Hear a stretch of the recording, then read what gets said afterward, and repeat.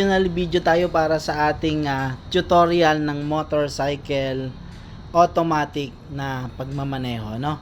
Sa karagdagan natin na step, kailangan pagka nagda-drive tayo ng motorcycle na automatic o kahit na manual, dapat pag hindi pa tumatakbo yung motor natin, hawak natin yung manibela ng maayos at yung ating mga paa dapat nakaalalay pa sa lupa, no? Nakaalalay pa yan.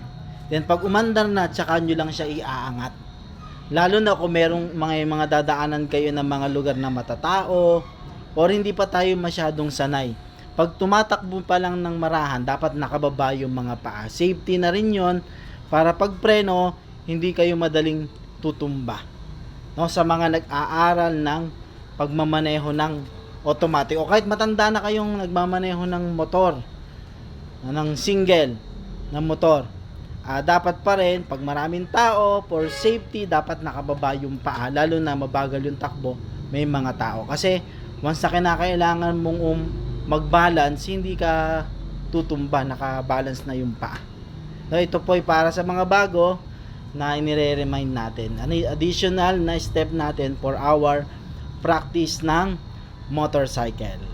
Muli po, tandaan, road and machine care, laging magtagubilin sa ating pagbiyahe, laging maging caring sa ating pagmamaneho.